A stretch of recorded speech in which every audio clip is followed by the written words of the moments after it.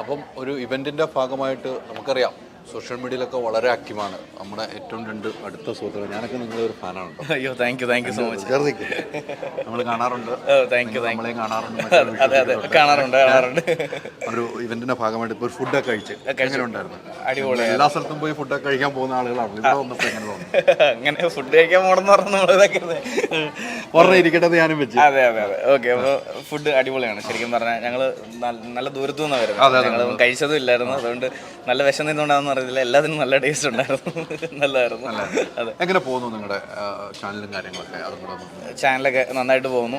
ഇപ്പം കല്യാണമായിരുന്നു റീസെൻ്റ്ലി. അപ്പോൾ അതുകൊണ്ട് ഒരു ചെറിയ ഗ്യാപ്പൊക്കെ എടുത്തേക്കുമായിരുന്നു. ഇപ്പോൾ റീസെൻ്റ്ലി ഇപ്പോൾ ആക്റ്റീവായി വരുന്നതേ ഉള്ളൂ തിരിച്ച്. ഇന്ന് തൊട്ടാണ് ലൈവൊക്കെ സ്റ്റാർട്ട് ചെയ്യാൻ വേണ്ടിയിട്ട് ഇരുന്നത്. അപ്പം ഈ ഇവന്റ് കഴിഞ്ഞിട്ട് വേണം ഇനി പരിപാടികളിലൊക്കെ കടക്കാൻ. അപ്പോൾ കല്യാണത്തിൻ്റെ ഇതിന് ശേഷം ഒരു ഗ്യാപ്പിന് ശേഷം ഒന്ന് തിരിച്ച് ആക്റ്റീവായി തുടങ്ങിയതേ ഉള്ളൂ. നമ്മളെ സംബന്ധിച്ചോളം ഇപ്പം ഈ യൂട്യൂബ് എന്ന് പറയുമ്പോൾ സോഷ്യൽ മീഡിയ എന്ന് പറയുമ്പോൾ ഭയങ്കര ആക്റ്റീവാണ്. ഇപ്പം പ്രഷർ എല്ലാവരും അതിൻ്റെ പിന്നിലാണ്. നമുക്കൊരു സിനിമയ്ക്ക് അപ്പുറത്തേക്ക് അതിൻ്റെ പിന്നിലാണ് ആളുകളെല്ലാം. നമ്മൾ കൊടുക്കുന്ന കണ്ടന്റുകൾ എത്ര പേർക്ക് തൃപ്തി വരുത്താൻ കഴിയുന്നുണ്ടെന്ന് നമ്മൾ പിന്നീട് ചിന്തിച്ചിട്ടുണ്ടോ?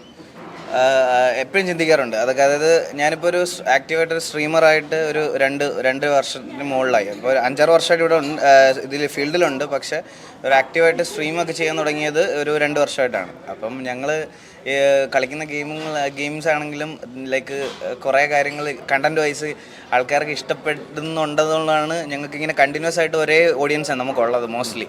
അപ്പം അവരിങ്ങനെ നിലനിന്ന് പോകുന്നത് അവർക്ക് കണ്ടന്റുകൾ വളരെ ഇഷ്ടപ്പെടുന്നത് കൊണ്ടാണെന്നുള്ളത്. അപ്പം എല്ലാവരുടെ ഫീഡ്ബാക്ക് ഒക്കെ എടുക്കാറുണ്ട്. അപ്പോൾ അവർക്ക് എന്തെങ്കിലും മോശമായിട്ട് തോന്നിയാൽ നമ്മൾ തിരുത്താറുണ്ട്. നല്ല കണ്ടന്റ്സ് കൊണ്ടുവരാൻ നോക്കാറുണ്ട്. നമ്മൾ ഇട്ടിരിക്കുന്ന കണ്ടന്റ് പിന്നീട് അത് വേണ്ടായിരുന്നു എന്ന് തോന്നിയിട്ടുണ്ടോ? തോന്നിയിട്ടുണ്ട് ചില സമയത്തൊക്കെ. ഇത് ഞങ്ങൾ കണ്ടന്റ് ആയിട്ടല്ല ചെയ്യണം, ഞങ്ങൾ ലൈവ് അല്ലേ ചെയ്യുന്നത്. അപ്പോൾ നമ്മൾ പെട്ടെന്ന് മനുഷ്യനല്ലേ, അപ്പോൾ വായിന്ന് എന്തെങ്കിലുമൊക്കെ മോശമായിട്ടുള്ളത് വരാം. ചില സമയത്ത് ട്രിഗേർഡായിട്ട് എന്തെങ്കിലും സംസാരിക്കാം.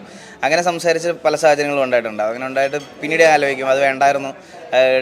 പ്രത്യേകിച്ച് നെഗറ്റീവ് കമൻ്റൊക്കെ വായിച്ചിട്ട് നമ്മൾ നെഗറ്റീവ് രീതിയിൽ തന്നെ റിപ്ലൈ കൊടുക്കുമ്പം പിന്നീട് ആലോചിക്കുമ്പോൾ തോന്നും വേണ്ടായിരുന്നു എന്ന് തോന്നാറുണ്ട്. ഈ കമന്റുകൾ വായിക്കാനുള്ള മനസ്സ് അനുവദിക്കാറുണ്ടോ? അത് നമുക്ക് ഈ പറഞ്ഞതുപോലെ ഞങ്ങൾ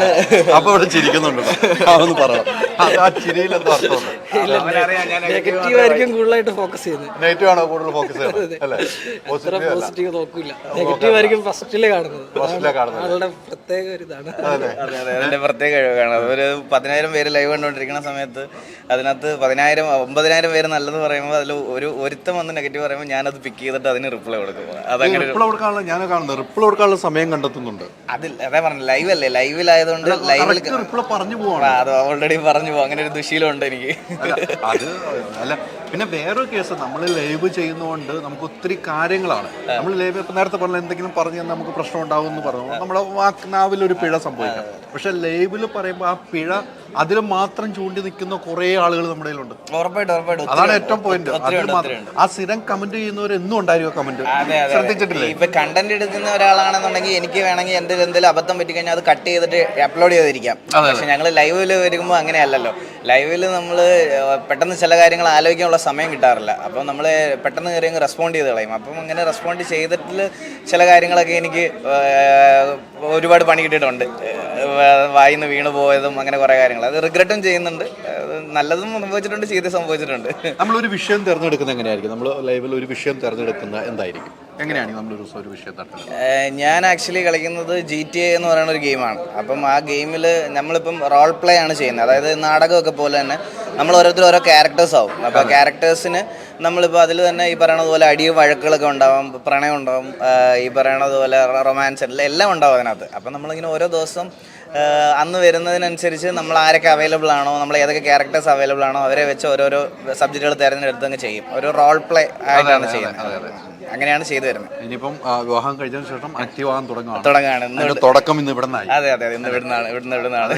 എനിക്കും കൂടെ ഒരു കണ്ടന്റും കൂടെ. അതെ. ഒത്തിരി സന്തോഷം. ഞാൻ നിങ്ങളെ ഫോളോ ചെയ്യുന്ന ഒരാളാണ്. അതുകൊണ്ട് എനിക്ക് നെഗറ്റീവ് കമന്റ് ആരും എനിക്കും ഭയങ്കര ഇഷ്ടമുള്ളതാണ്. എനിക്കാണ് ഏറ്റവും കൂടുതൽ നെഗറ്റീവ് ഞാൻ കാണാറുണ്ട്. കാണാറുണ്ടല്ലേ? അതെ അതെ അതെ. കണ്ട് സന്തോഷിക്കാറുണ്ടല്ലേ? സന്തോഷിക്കാറൊന്നല്ല, കാണാറുണ്ട്. നമ്മളത് മൈൻഡ് ചെയ്യാറില്ല. അതെ അതെ അതെ. അവരിങ്ങനെ പറഞ്ഞുകൊണ്ടേയിരിക്കും. അത് നമുക്ക് എല്ലാവരെയും 100% വരെ സംതൃപ്തിപ്പെടുത്തി ഈ ലോകത്ത് ഒന്നും ചെയ്യാൻ പറ്റത്തില്ല. ഒന്നും ചെയ്യാൻ പറ്റത്തില്ല. അതിൽ എത്ര ആൾക്കാർ നമ്മൾ എന്തൊക്കെ നല്ലത് ഇതെന്ന് പറഞ്ഞാലും അതിൽ നെഗറ്റീവ് കണ്ടുപിടിക്കാൻ ഒരുപാട് ആൾക്കാരുണ്ടാവും. അപ്പൊ ഇതിലും നമുക്ക് നല്ല ട്രോളുകൾ വരുമെന്ന് പ്രതീക്ഷിക്കാം. അതെ അതെ അതെ. നല്ല ട്രോളുകൾ. അപ്പൊ ഒത്തിരി സന്തോഷത്തോടെ ഞങ്ങൾ കാണാൻ ആഗ്രഹിച്ച വ്യക്തികളാണ്. കാണാൻ കണ്ടത് സന്തോഷം.